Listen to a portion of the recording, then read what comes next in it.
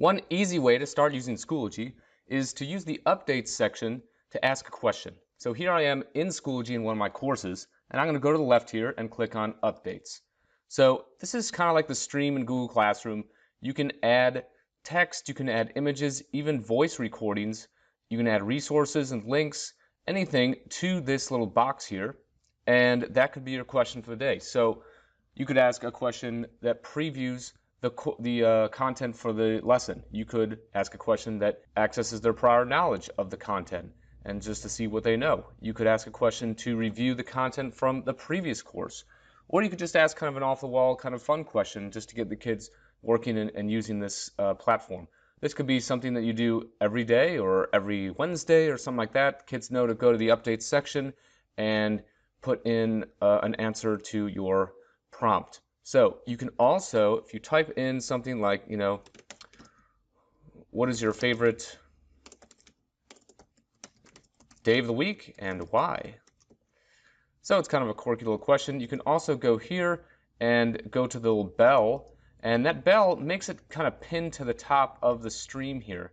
So when I post it, it will stay at the top. You'll also see it if you go to your materials section. You'll see it at the top as well. So kids will see it here, but of course they go to updates and they start typing in the response below the announcement here.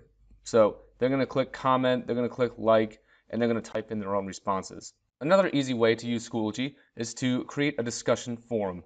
This is a great way to start a conversation in your class, a conversation in which every student gets to participate. So let's go to Add Materials and Add Discussion. First thing you want to do is add a title and a description. So I'm going to ask the question, how can people better prepare for hurricanes?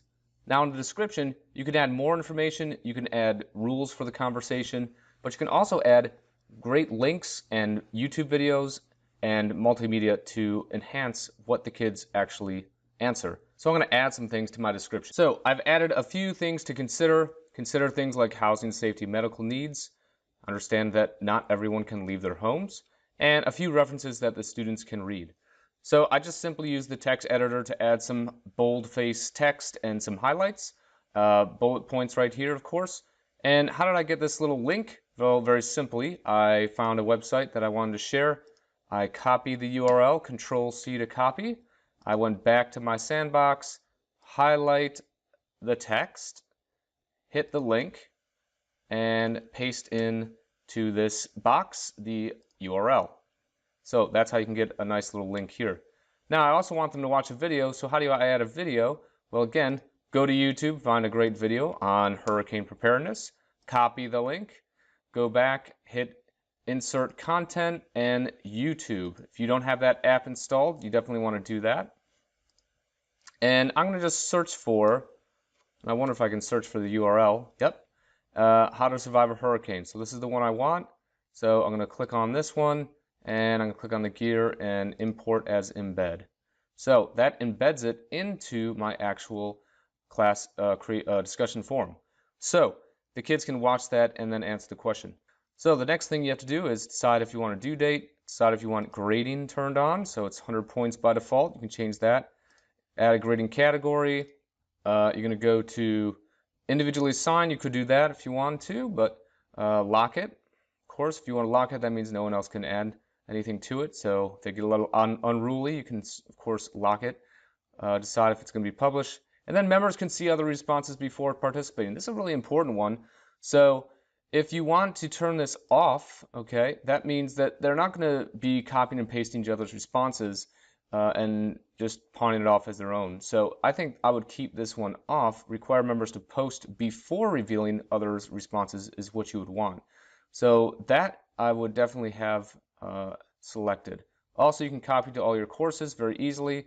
So I can click on that clipboard and I can pick any course in my list here, and I just hit the checkbox next to it, course, so on and so forth, and then hit create. Okay. So here's how it looks. The kids are going to click on it and then answer the question. And finally, a third way to get started using Schoology is to add a simple Quizlet study set. Quizlet is one of the most popular learning tools on the web. And so here I am at Quizlet.com, and I searched for Constitution. I want a study set on the Constitution. So I found this one with 10 terms, and it's made by teachers, so that gives it a little more clout in my opinion. So I click on it, and I'm going to click this share button here. That's the arrow, and I just highlight that link. So once I highlight or copy link, I can press that as well. I go back to my sandbox and I add a link. So I can add materials and add file, link, or external tool. Now don't forget, you can also add things by going between items and hitting that little green plus sign and then adding a file, link, or external tool. Of course, I'm going to add a link. I'm going to paste it in here. I can hit these green arrows. Sometimes it works, sometimes it doesn't. Constitution flashcard Quizlet. So here's the important part. You want to display this outside of Schoology because sometimes it doesn't quite load right. If I display in Schoology, that means it comes in this small little window inside of Schoology. So I want to click that so it's off and display in a new window. And that way, I won't have any issues with it just not displaying right in Schoology. Plus, it's going to be bigger on the students' screens. So I'm going to click Add.